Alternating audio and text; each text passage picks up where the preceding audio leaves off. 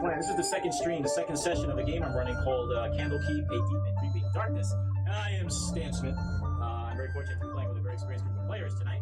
What we're going to do is just going to simply go around the table and introduce ourselves, and they'll tell you who they're playing. But before that, if there's anybody playing in my third session of this campaign and you're watching, shut the shit off, son. There's spoilers, and especially if you plan on playing this campaign, there's some spoilers. I took some liberty to change some things that I thought were boring in the book to spicing up that meatball.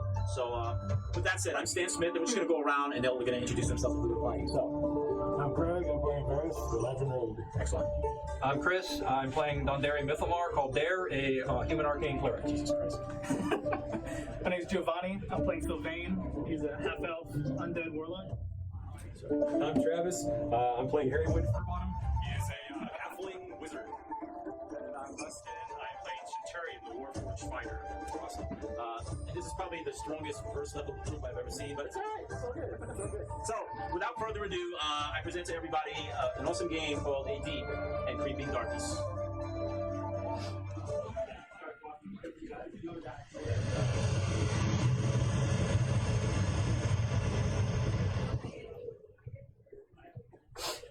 Set atop a cliff overlooking the Sea of Swords stands a massive tower surrounded by ivory white walls. Candlekeep is actually a destination for many people for knowledge and tales of wonder. This walled city has endured the elements and defied the effects of time. But what truly makes Candlekeep very special and spectacular are the thousands and thousands of books stored within its hallowed walls. Seekers from all around, seekers of knowledge and tales of adventure, they travel to Candlekeep to get a glance at many of these books, journals, and fantastical publications. Now, but what does Candlekeep have to do with each of you today? Well, that's simple. This is a story that's about you, the main character. So, with that said, let's prepare ourselves because you're about to experience a really unique story that you're involved in called A Deep and Creeping Darkness.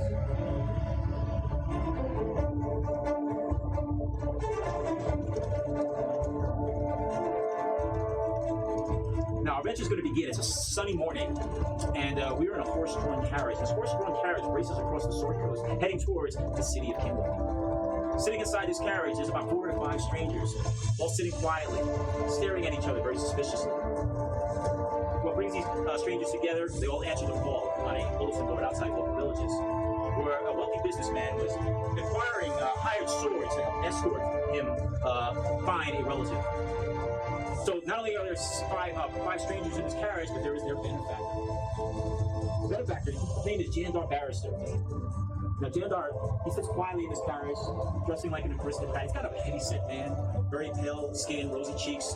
He has red hair, red sideburns, and he has a red a bicycle and indoor mustache. He sits in a book and he's jotting down some notes in the book. Occasionally his eyes pop up and he's looking at the strangers in this carriage. As he's jotting stuff down, he eventually stops as the carriage keeps moving along. He puts his pen down and he looks at all of you.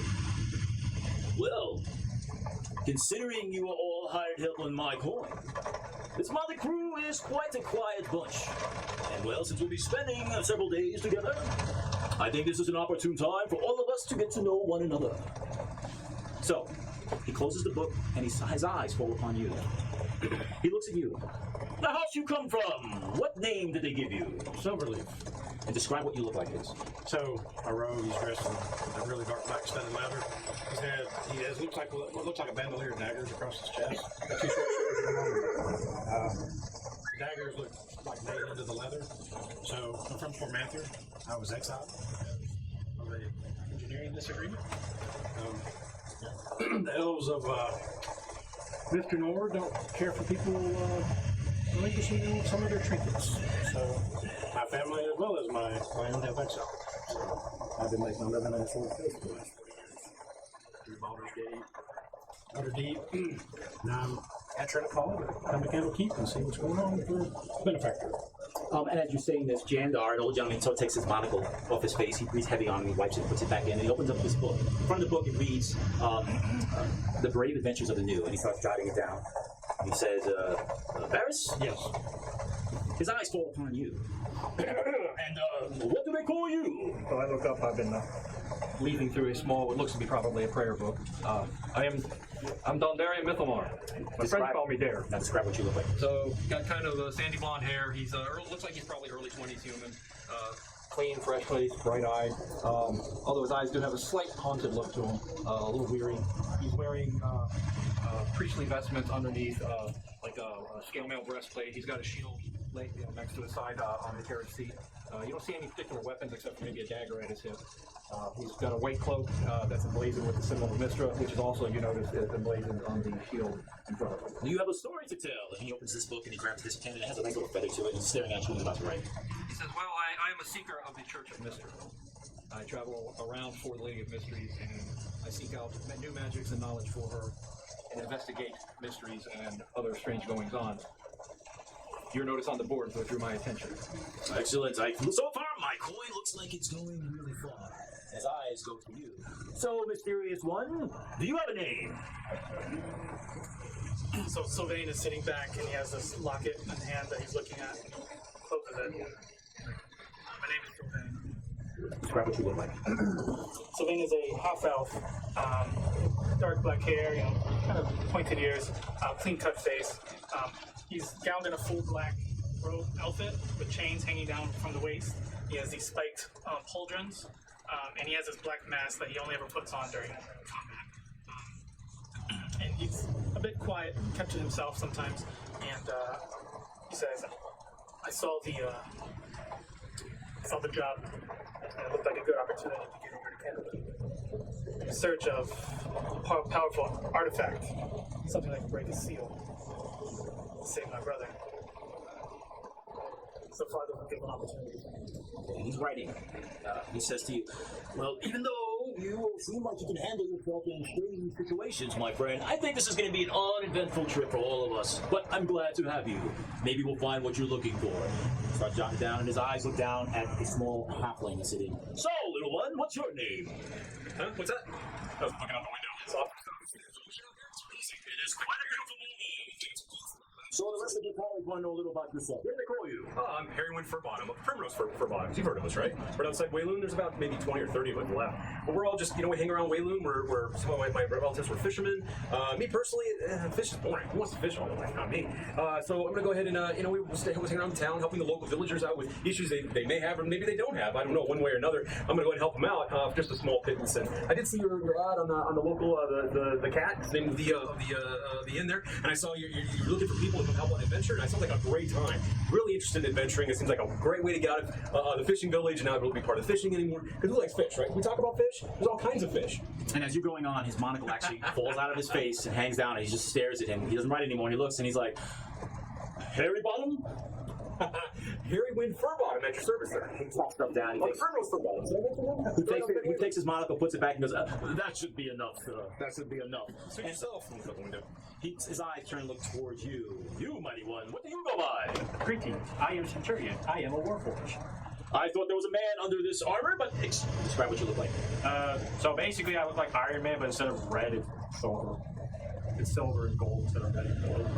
And he carries, and along like the chest plate, there's like runes on them. They're actually giant runes, very small, but he has like a sword, and a shield with some runes on it as well. Not to pry, my mechanical friend, but do you know a story about you? The creators, your origin, he says, and he takes his book and he goes to write.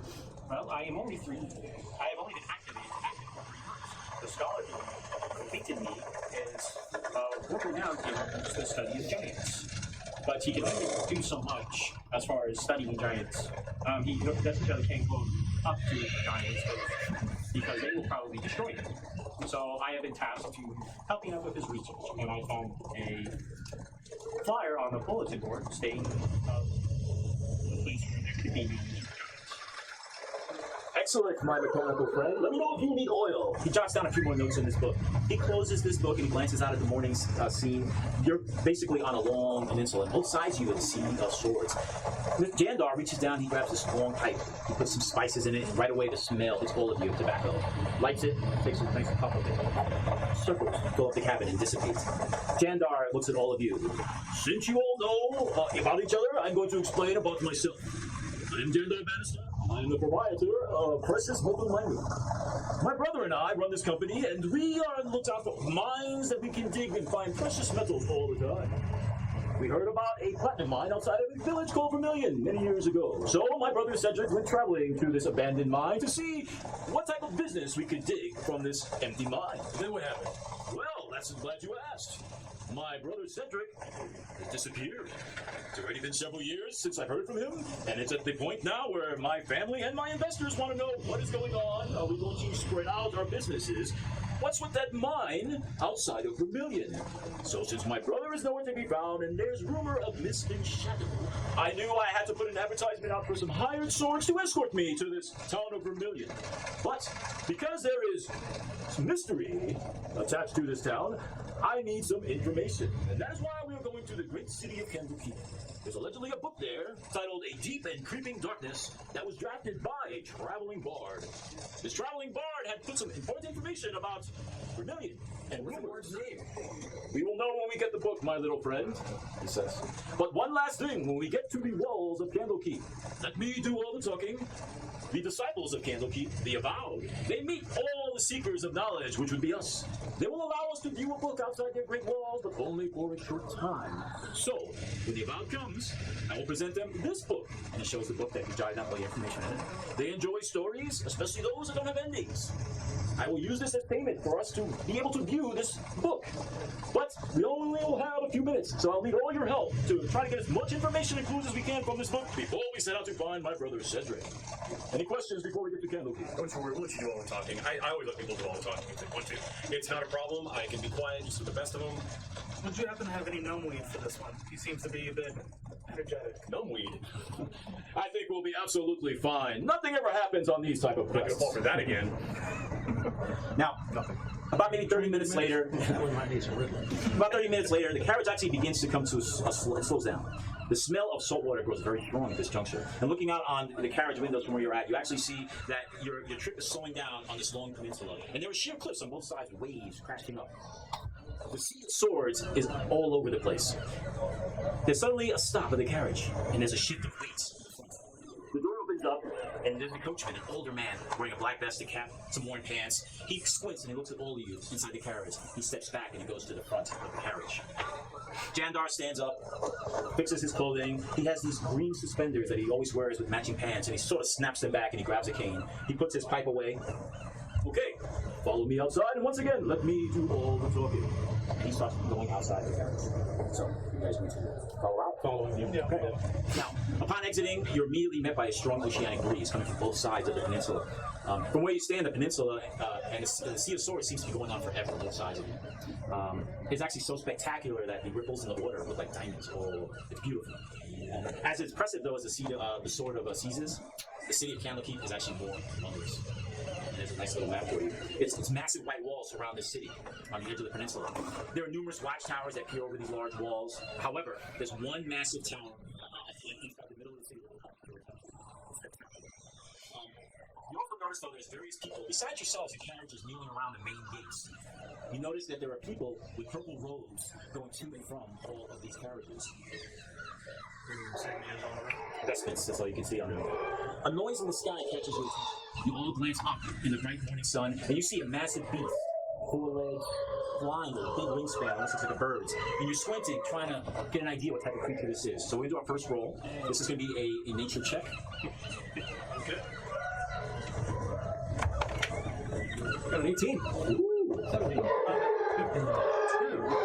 I've only been around 3 months. Okay, What do you expect? both of you really can't tell what type of creature this is, but you 3 immediately know this is a griffin, and it's a young female griffin. Do you know about this griffin? I do. And based on your studies, this griffin is watching very carefully the activity that's going on outside these gates. Is there any rider on there? You can't tell. It's going straight up. You can tell me. And it's going in a figure 8 motion. Okay. And from where you stand, the main gates themselves, they're enormous, right? They're about 3 times the size of any human. Each is wrought with these colorful, pulsating stones with magical energy, and they're sealed. And both doors of Candlekeep are closed. They're always closed during the morning activities. And the disciples, known as the Avowed, they wear the purple robes, and these unique sigil investments. They go out and breathe. You also notice on the walls themselves, the silhouette is closed with wrong theory. Turn it over. Very cautiously, like the griffin, watching all the activity outside the main gates of Candlekeep. A lone hooded figure, donning a purple robe, holding a black book, slowly starts approaching all of you. Jandar stands forward. He reaches up and he gives you that book, The Adventures of the Brave. Okay. The New Adventures of the Brave. He does. You will give it to them when they ask, and he stands at attention. Approaching you is a male tiefling. Maybe we should give him a look. The male tiefling has dark red brownish skin, black horns, and goes straight up into the sky. He has a very devilish smile to him, but it's nothing to the point where you feel like you're threatened. The tiefling approaches. Good morning, citizens. I have been told that you seek knowledge from this book I hold in my possession. Jandar sort of moves forward, sort of smiles, and puts his monocle, puts back on his face. Yes, holy avowed, we have payment for said book. And he sort of looks over at you.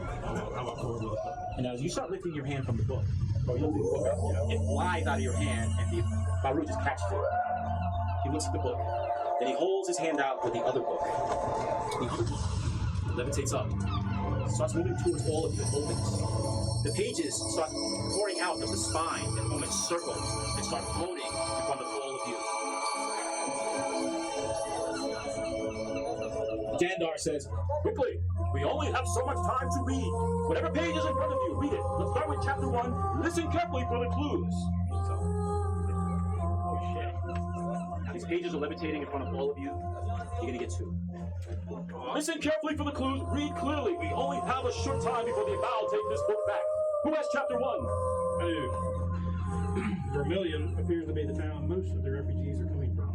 Apparently, Vermillion is a mountain village just outside a platinum mine, which employs most of the villagers. Take notes, take notes. I need to find out why the refugees look so helpless. Is there a chapter 2? I've got it. Well, according to this one chap, several years ago, there was a large explosion that rocked the platinum mine. By all accounts, the explosion collapsed the tunnels and buried hundreds of workers. Only 30 bodies were removed from the rubble. Numerous others have yet to be found. I can't wait till chapter 3. Well, who's got chapter 3? I have chapter 3. In the wake of this tragedy, another horror plagued this village. According to this florist, people began to disappear. Day and night, young and old, and mattered not. The villagers didn't even have time to bury all their dead. It appears something wicked is afoot in the village of Vermillion. Is there another chapter? Yeah, I've got that one too. This young man, Lucas, of course, lost his wife. Lucas came across a crudely drawn map of the platinum mine that was found in the hands of a dead goblin near the mine. Lucas quickly changed the topic to brag about his new tavern called the Lord Weasel. Hopefully the town of Mayland finds him better fortune than Vermillion did. Is there a final chapter? I have chapter 5. This paper's super cool. God, is it old? How long have you had this paper? Quickly, we only have so much time! After speaking with merchants and other travelers, they stopped visiting Vermillion years ago. Based on all accounts so far, at least according to this paper, the village of Vermillion still stands, but only fools would travel there. Sounds like a mission for us. Is there a last Something chapter? malevolent lurks in the village. There's only one way to find out. I'm not used to taking a breath. I have the final chapter. This will be my last entry. I decided to call this journal, this book, A Deep and Creeping Darkness. The title is befitting all these accounts from Vermillion. I'll leave this book with my granddaughter before I depart. I'm sure she'll get a kick out of the story. Something of a penny dreadful of sorts. And at that moment, the pages move away from each of you and fly back into this levitating book. The book goes flying back into Baru's hands. He holds that book and the new book close to his chest. Why does he get all the books? Baru stares at all of you and looks at Jandar. Jandar is looking like he's kind of confused, trying to figure out some clues. Baru speaks. He takes a step back as he's holding both books close to his chest in his purple vestments. He says to all of you, "Safe travels, my friend. May Agma provide you with great stories today." Where's one get those purple robes? You mentioned them like 16 times. Come on, gimme. Little one, you are not worthy. He bows. You see his massive horns. He goes up and he slowly turns and he moves away from the carriage. Friend, if you find fish boring, you'll find books boring. I'm gonna grab it up and get those purple robes. So, Jandar seems perplexed. He's grabbing his chubby chin and he's rubbing it and he's looking at all of you. So, you seem like a smart bunch. Where should we start first? He says. Well, the city of Vermillion's a place to He said start. he left it with his granddaughter. Well, said something about a penny dreadful. Maybe they hid it in a book called Penny Dreadful, I'd imagine. Penny floppy drift ones are small chapbooks with learning stories with that. Right. So what I'll do is I'm going to give you these. Which chapter were you? 1. So I would think They should be in order. the chapter that I read mentioned a small town with a florist named Chapter 2. Lucas. Chapter 3. Here. Lucas found the map from the goblin, not too far from the mine. Yeah. Take a look at those notes on the books, try to remember, and there's some clues to where we can go up to next. If not, we'll just go wherever you guys say. Keep the papers over a little bit. Yeah. So there was mentioned Lucas. Well, Lucas is the one who lost his wife, found the map, Yes. and he said he fared better chance on this little tavern called the Bird Weasel. so that could be a point of interest. I do believe we should possibly head to Vermillion, find this ground there, but we don't have a name. Though I have a feeling like we will need to find potentially a library in the city. So Jandar, he says, Vermillion, yes, we should go there. I think we will. That is where my brother Cedric is at. But what was the name of the other town? Marin, M-A-E-R-I-N. And why would we go there? Well, apparently the bard that wrote this book had spoke with I believe it was a florist. Apparently, according to a florist, the people start disappearing from Vermillion. We talked to someone named Lucas that lost his wife, and who found a map at the top of mine. But then he moved to Marin and started a tavern, the Board Weasel. He might know more information, or perhaps still have the map or know where to look. Tourists are prone to lying. Anything to sell a few daisies here and there. They'll do that. If we go to that tavern, we could probably speak with them and find out the granddaughter's name. That's possible. Do we have any disagreements? It's off to Marin? Nope. All right, so purple robes it is. Coachman! The coachman goes up to the carriage door, he puts it, opens it up, steps back, and everyone files in. We're off to Marin. Okay, you get those?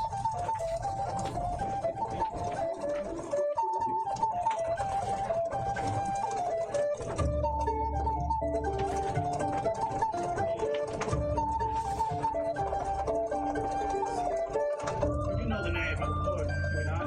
Creeping Darkness? That was the big book.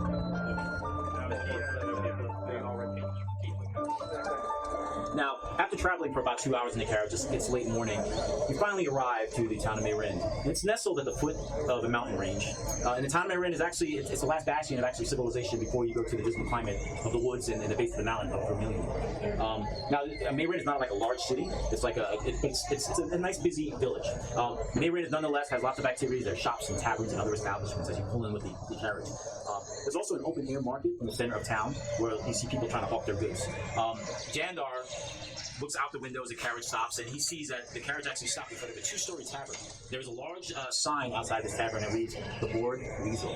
And from outside, the tavern actually looks pretty nice compared to most of the scene places you guys have been to.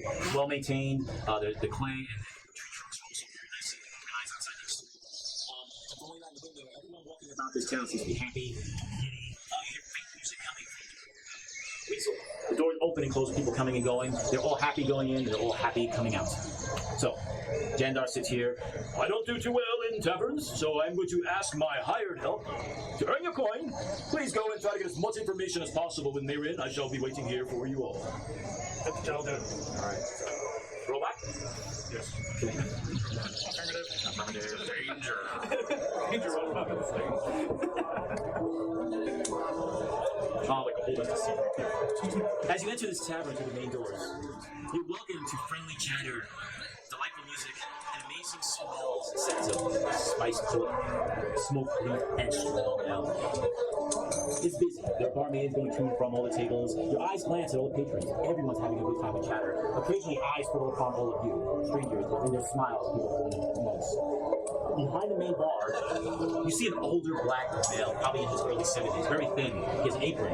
He has a bushel of white hair on top of his head, almost like a rabbit's tail. And he's working with a ale-soaked towel and he's wiping the countertop. Even though he's busy and he's an elderly man, his eyes glance over to the new strangers.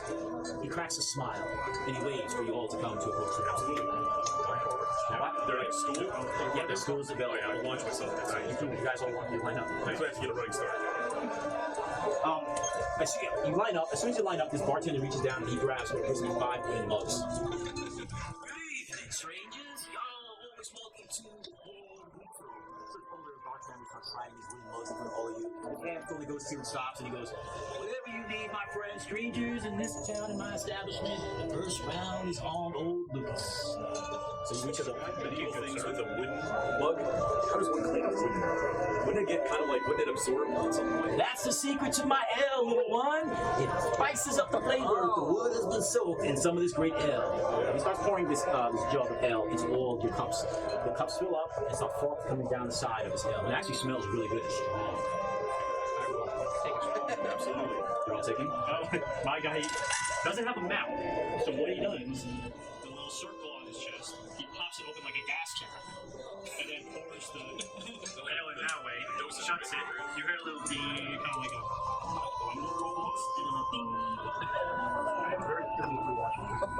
So you guys are all taking a drink? Right. So as you do it, he puts the giant jug of ale, pitcher of ale underneath the counter. He looks over all of you and he's wiping down the table again. So what brings y'all to the Board Weasel as he smiles? Well, Lucas, we were looking for some information. What do you go by, dear sir? My name is Sylvain. I apologize for not introducing myself. We introducing ourselves again? He bows his head. He goes, "I like having people known to me rather than saying strangers. Sure, what do y'all go by?" And he looks at you. Harry went for bottom on the primrose for bottom. Have you heard of us? No, I have not. I am a woman. Well, we are now no longer strangers. We're all friends. So what can I do for y'all? You looking for room and board? You looking for food? Looking for some info. Sure, my friend. Barry something? What is it you're looking for? He goes in, he turns around, he's hand grabbing the tray, he's putting on the tray, and he's putting a bunch of glasses on it. Well, there's a few things going on. What can you tell me about the town of Vermillion? At that moment, the word Vermillion is very heavy. The entire tavern is quiet. You notice everyone looking pretty nervous. They're slowly picking up their mugs, and they're looking at all of you when they hear Vermillion, and it almost echoes throughout the entire tavern. Everyone looks nervous. So Terry's like, Lucas, So now Lucas too, he looks very concerned as he looks at all of you, and his eyes are suspicious, like, "What y'all want with Vermillion?" I want to start off by saying condolences for your loss. Let's make a do a persuasion roll, please. 13. Okay. How y'all know about my loss? Normally I won't talk to anyone, but how do you know that? I'm gonna try to slip in a charm person spell. Saying like, how do we do this? I learned this wonderful trick. You want to see it? This will explain everything. Everything we're talking about. Do a quick charm person. It's a wisdom save. Okay. Lucas. 14? I got a 12, so I think you passed. Okay. All right. So Very well. Vermillion's a name we don't like to mention in these parts. Now you see some people getting up and actually walking out of the tavern concerned. Everyone else is still sitting there quiet. I mean, we're no longer strangers to each other, but I don't like to talk to people who, and he sort of has a grin about his face, who don't know how to hold their liquor. Since I like y'all, I'll tell you what. I'll only speak to the one in your party that can hold their liquor. If y'all can hold your liquor This guy. Oh in a my local God. drinking game, then I'll entertain you with any answers you want about that godforsaken town. What say you, he says. I will accept your drinking challenge. So everyone's going to accept this drinking challenge? Okay. Very well, ladies and gentlemen, he says, and everyone seems perked up. They no longer look stressed. These lovely folk want to partake in Mayrin's very own drinking game called The Last Man Standing. And everyone starts cheering and yelling. He reaches down and he grabs these shot glasses. He starts putting shot glasses in front of all of you. A crowd of people starts rushing up to the main bar where you guys are all at.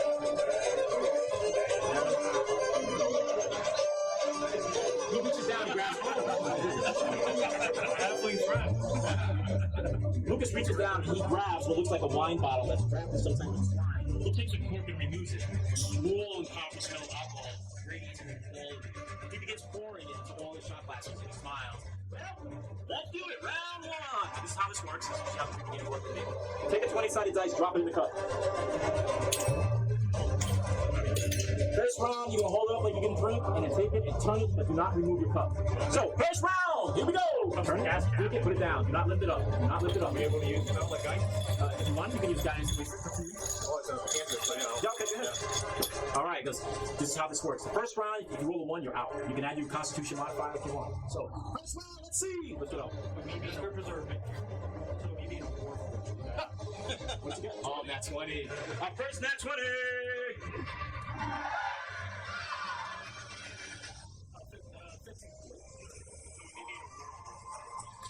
Did you get any bonuses to your Constitution? No. The drunk no. Okay. And the alcohol could have effect on you. You need to roll out differently, so you may break down before everybody else, and you will not win this challenge. So he goes around. He pours drinks for everyone once again. Hold it up. Round 2. Boom. Do not lift it up. You do this one at a time, okay? Ready? If you roll 2 or 1, you're out. Ooh, nice. Oh my god! You gotta wait one at a time. 9, they're fine. 14. 20. Woo! That's 20. How did I get 2 in a row? Wow, good job. Keep it chorus the third round. Ready? Drink it up. Take it down. We're gonna do one at a time, okay? One at a time. 3 under, you're out. Go. Good. 3. Oh! The elf gets a little thing. You start feeling dizzy and like this, you can't handle this alcohol. He's out. 14. Nice. 13. Next round. Round number 4. You get the 4th race. You're 4 and under, you're out. Oh! Varus can't handle the alcohol. You're still in it. Here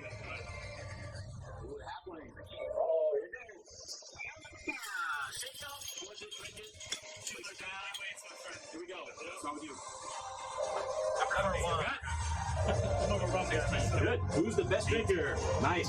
Round 6. He pours around again for 6. Just going down. Use your Constitution modifier if you have it. Oh, nice.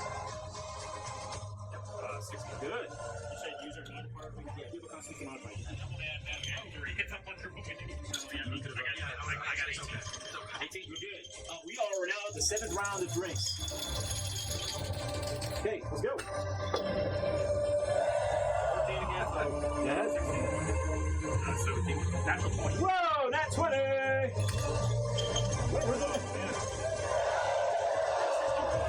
We're gonna go to round number 8. Round 8, let's do this. The drinks are being poured. Go! 18. Wow. 8 and under. Ooh, you guys are holding your alcohol. Oh, the robots. I only got The alcohol's fucking with your gears, and you guys see smoke coming from his collars and stuff, and you realize you can't do this. The robot backs up. Ladies and gentlemen, Are you sure you're really drinking that? we got 2 more. 2 more. Let's go. Round 9. Ooh. Wow. Oh, he made it. Woo! Let's keep going. Crowd's loving it. 10 and under, you're out. Oh, you made it. 10 is good. 10 is good. All right, we're gonna go now to round number 11. Drinks are being poured once again. Let's see who's the strongest. Who can hold their alcohol? I'm out. Oh, and he's out. And of course, the halfling wins it all. Everybody gets to do it. Where were you putting it all? The crowd all's happy. They all dissipate. The rest of you guys, I couldn't handle it. It was just too strong of an alcohol. But surprisingly, the halfling. Go ahead. He pours it. Thank you. Oh, he's got all this alcohol. Excellent. So, Lucas looks over at you and he smiles. He goes, y'all don't be offended. I'm a man of my word. What do you need to know, little one? Oh, what do I need to know? I didn't know a lot of things. You don't pick the wrong one. And you guys can interfere if you feel like it's just enough. So we're looking. Tell us what you know of the history of that.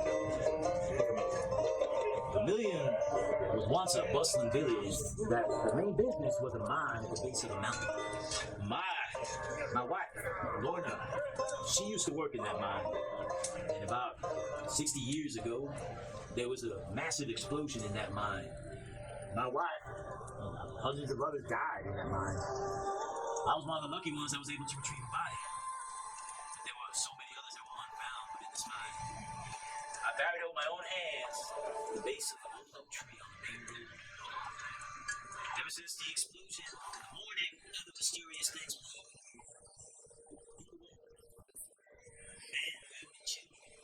So everyone started to leave and true. Since my beautiful woman, Lorna, died. So I left. But before I left, I took a precious necklace of hers that didn't appear to be right to bury it in the earth. And I placed it in the oak tree in the middle of the cemetery. And my beautiful wife said it was blessed by Lyris. God bless. It was a and the others in Vermillion. We ended up here in Vermillion, or Mayrin, setting up shop. I bought this establishment, and here I am. But I tell you, 60 years later, it's been giving me great shame that we've not been able to go back and see my wife's grave. Call it fear of the unknown, or fear of rumor. If y'all heading out to Vermillion, I wish you the best of luck. I'm gonna ask a favor. Anything. Would you honor me and get flowers and place it on my wife's grave? Is there a person we can purchase the flowers? Where's another drink? Is there someone that we can purchase these flowers from here in town? I thought that was you for a second. There's a woman outside. She too was from Vermillion. She sells flowers from a small cart right outside the tavern. She'll probably give you some flowers on the cheap. What kind of flowers would specifically want? Lorna loves sunflowers.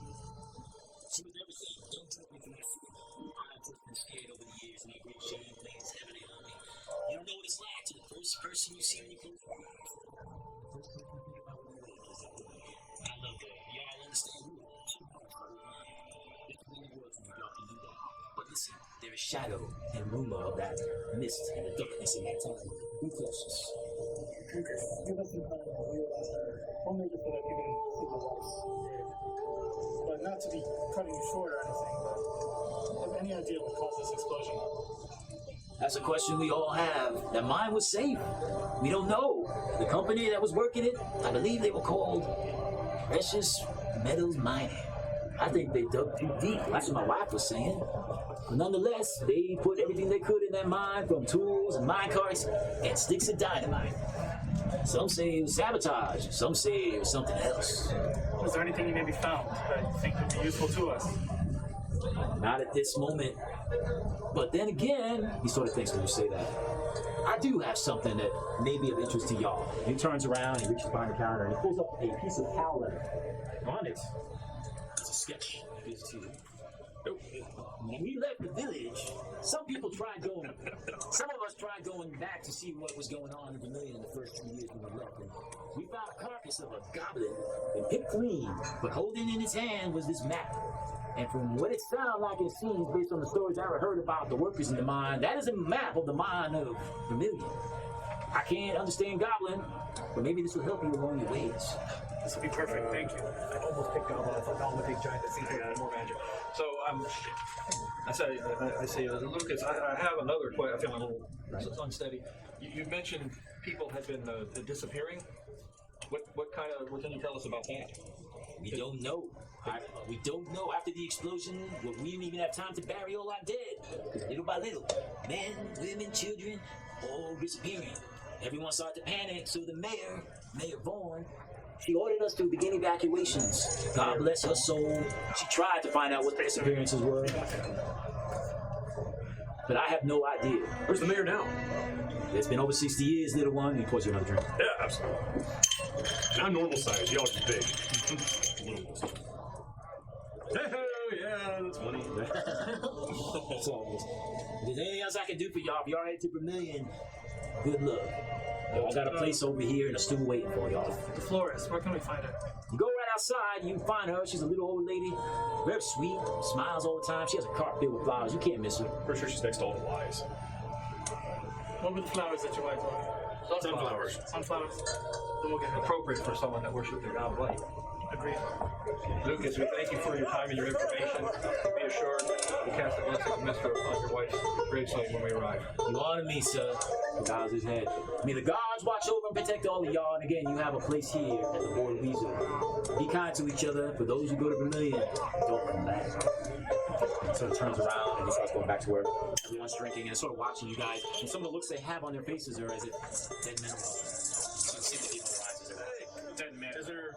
I want to glance around at the patrons. Is there anybody looking at us very sinister? you can make an inside check.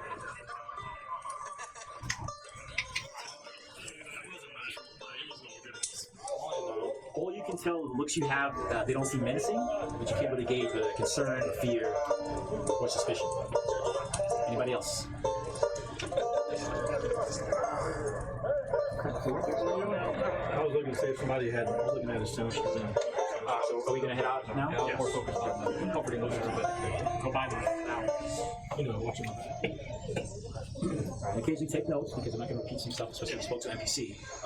I gave you a little gimme with the handouts earlier. Alright, so opening up the main doors. Mayrin is still busy. Not as busy when you first arrive, but there's still people moving about to and fro. As you scan the area, a particular vendor catches your attention over to the side, about maybe a good 20 yards from the carriage. You notice that it's an older woman with pale skin. She has shoulder-length red hair with streaks of gray. She stands next to a cart filled with these beautiful flowers. You notice her cloudy blue eyes glance over to all of you. She sort of sees a bunch of strapping men. She begins to fix her hair, pull her hair back. She smiles. You notice that her ears are not normally round, they're pointed. Let's do a history check above you, please. Anybody gets 15 or higher? 21. 16. Both of you immediately know she seems like an elf, but based on your study, she's half elf. She looks at all of you, the good half. The old woman, she smiles and she waves. You see her reach and grab a small little dandelion. She holds it up and she puts her head down like this. Thank you. I'll take it. Take it from her. Everyone wants sunflowers. That's bullshit. See? No, they're already starting to lie to us. We'll get the sunflowers, my friend. It's a sunflower. She smiles as you come close. Welcome to my cart, for I am Astra born. What flowers delight you? She says. Some sunflowers. Excellent. This is for a loved one?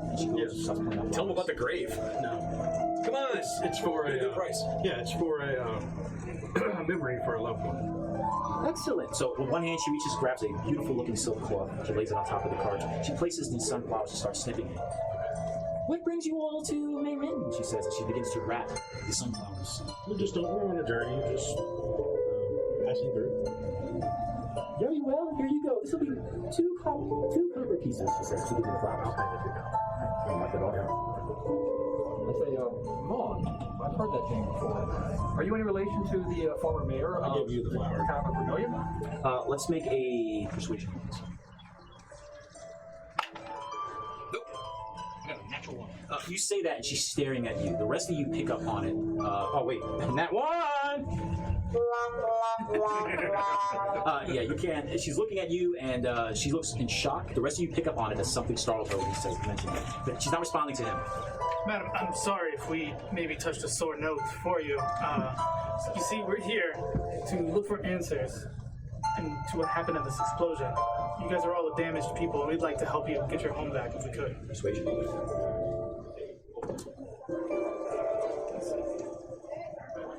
12. Why do you want to take yourselves to Vermillion? That town, or what's left of it, is cursed, my children, she says. They want to put an end to the curse. There is no end to darkness, my children. Stay here. There's no reason for you to go to Vermillion. I was from there. I can tell you it is not a pleasant place for you to go. Those who go to Vermillion, she says, don't come back. They go someplace better. She looks at you confused. She just looks at you confused. Anybody else? Is there any information about Vermillion you can tell us? I know we seem like madmen walking after death, but we have a purpose. Everyone I meet, I honor their essence. And I would hate to see your essence be dimmed going there. However, I can tell this is something you will do. So I will tell you what I know. I was a mere young girl, age of 15, when I left Vermillion. My mother, Leah, she was the mayor. About 60 years ago, there was a massive explosion within the mines. It is still unknown to this day how or what happened. Many people died and suffered in those mines. We were trying to bury our dead. I remember many people coming to my mother's house. They were saying that their children went missing. Their fathers went missing in the nights all after the explosion. Concerned, my mother ordered everyone in the town to slowly evacuate. She sent me on my way, but God bless her soul, my mother stayed behind. She felt it was her duty to find out what happened to these missing people, the people she was responsible for. So, like many others, I left, and we arrived here in Mayrin. If you all go to the town, I'm sure my mother was no longer alive, but I would love to know her fate. What was her name? Leah. Now, she shows up from her own face.